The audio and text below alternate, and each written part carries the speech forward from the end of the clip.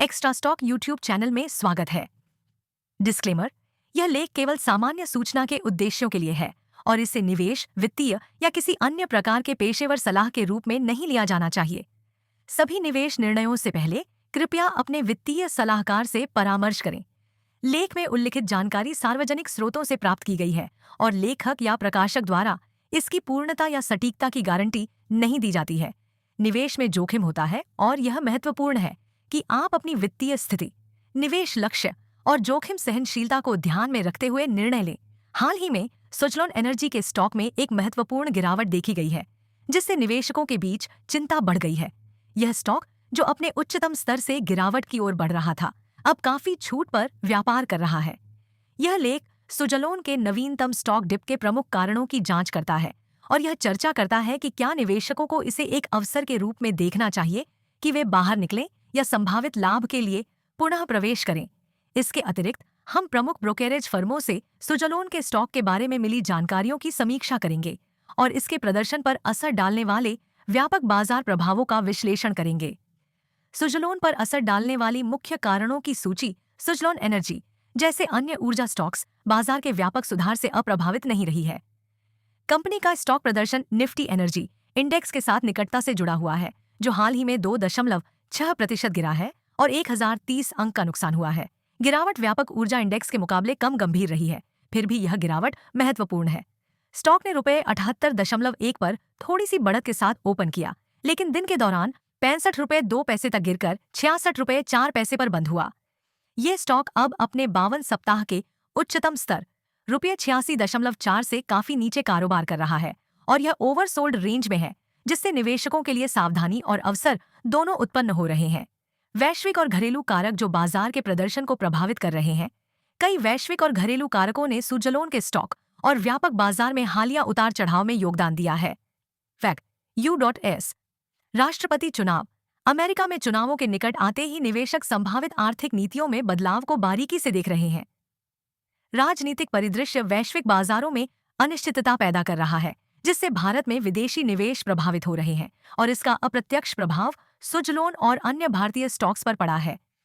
Federal reserve की आगामी बैठक 7 नवंबर को फेडरल रिजर्व द्वारा ब्याज दरों पर निर्णय का वैश्विक पूंजी प्रवाह पर गहरा प्रभाव पड़ सकता है।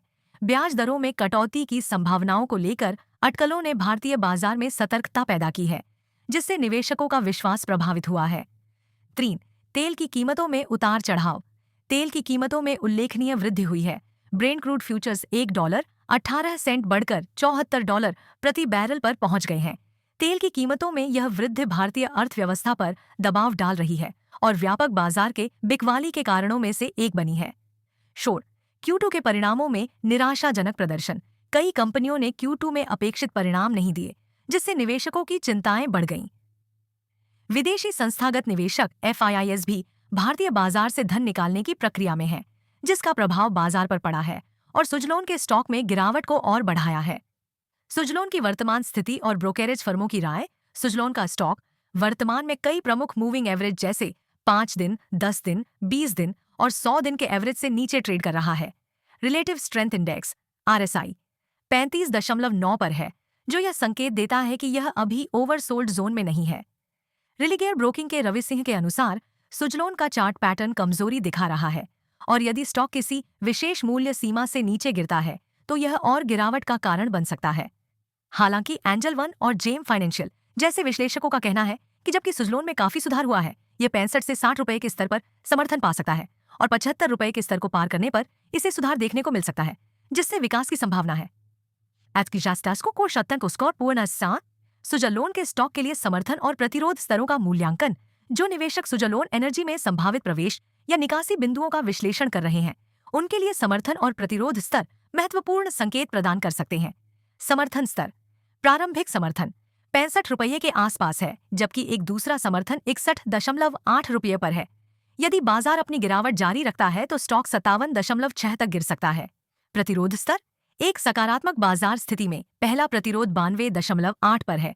इस स्तर को पार करने पर स्टॉक 76.6 तक बढ़ सकता है और तीसरा प्रतिरोध 79.7 के आसपास है।